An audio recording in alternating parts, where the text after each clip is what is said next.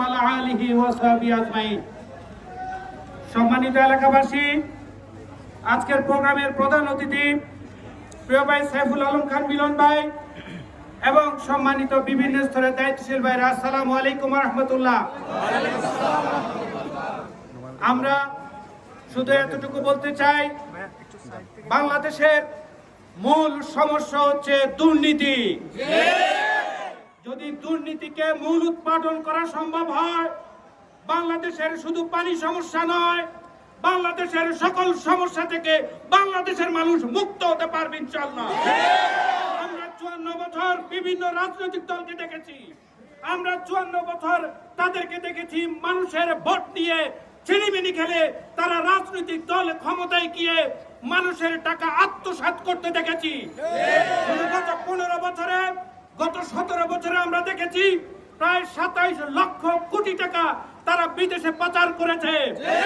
আমরা দেখেছি একজন মন্ত্রীর শুধু 250টার উপরে বাড়ি রয়েছে লন্ডনে। ঠিক এইভাবে করে তারা লক্ষ কোটি জনগণের টাকা নিয়ে ছিনিমিনি খেলেছে। আমাদের দেশের মূল সমস্যা দুর্নীতি। এই দুর্নীতি থেকে যদি মুক্ত করা সম্ভব হয়, শুধু বাংলাদেশের শুধু এলাকার শুধু পানির সমস্যা নয়, আমাদের দেশের মানুষরা যারা চাকরি করতে পারছে না তারা চাকরির সুবিধা পাবে।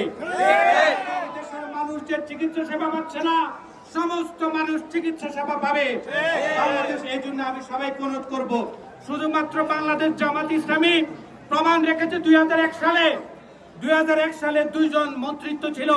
এই 2 জন মন্ত্রীর বিরুদ্ধে একটা টাকার দুর্নীতির কোনো অভিযোগ কেউ দাঁড় করাইতে পারে নাই। বাংলাদেশের মানুষ কি চায়?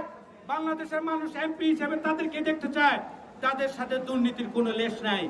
আমাদের শুধুমাত্র এই ঢাকা 12 আসন নয়, বাংলাদেশের প্রায় 300টা আসনে ইতিমধ্যে এমপি প্রার্থী ঘোষণা দিয়েছে।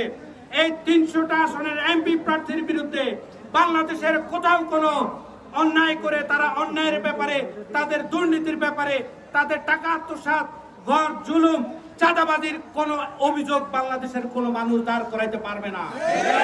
গ্যারান্টি দিয়ে বলছি, এই ব্যক্তিদেরকে যদি মেম্বার অফ পার্লামেন্ট হিসেবে আমরা সংসদে পাঠাইতে পারি, তবে বাংলাদেশের সকল সমস্যা থেকে আমরা মুক্ত হতে পারবো ইনশাআল্লাহ।